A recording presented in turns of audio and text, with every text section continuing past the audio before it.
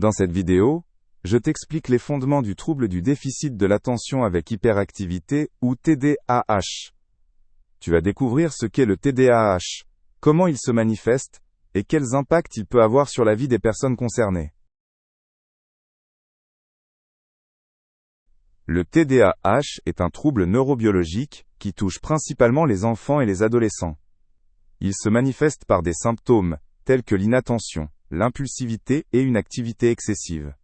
Les personnes avec un TDAH ont souvent du mal à se concentrer ou à rester calmes. Ce trouble peut entraîner des problèmes dans différents domaines de la vie. Les causes précises du TDAH ne sont pas encore totalement connues.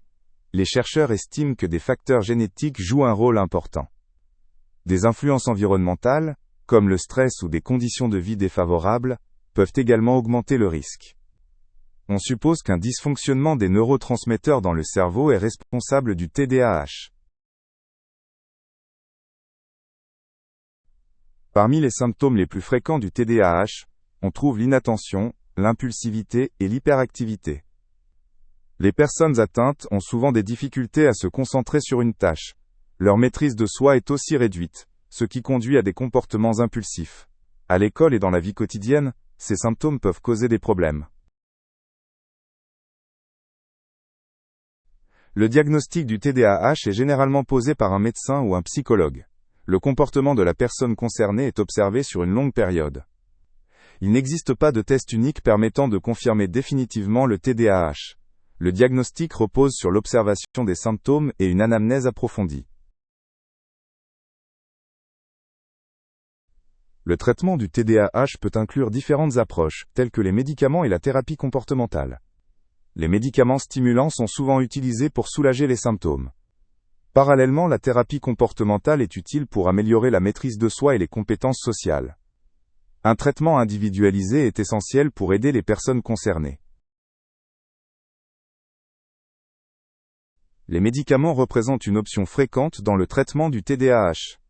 Les stimulants, comme le méthylphénidate, aident à améliorer la concentration et à réduire l'hyperactivité. Ces médicaments agissent sur les neurotransmetteurs du cerveau et peuvent efficacement atténuer les symptômes. Le dosage doit être ajusté avec soin pour éviter les effets secondaires.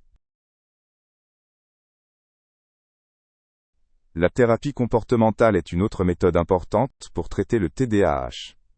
Elle apprend aux personnes concernées à mieux contrôler leurs impulsions et à diriger leur attention.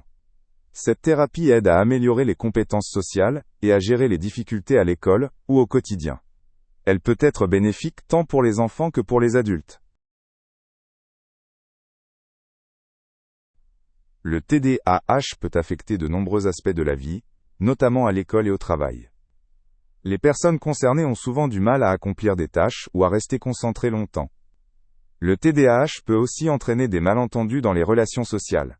Il est important de recevoir du soutien pour faire face à ces défis. Vivre avec le TDAH peut être difficile, mais, avec un bon soutien, les personnes concernées peuvent bien y faire face. Un diagnostic précoce et un traitement ciblé peuvent aider à atténuer les symptômes.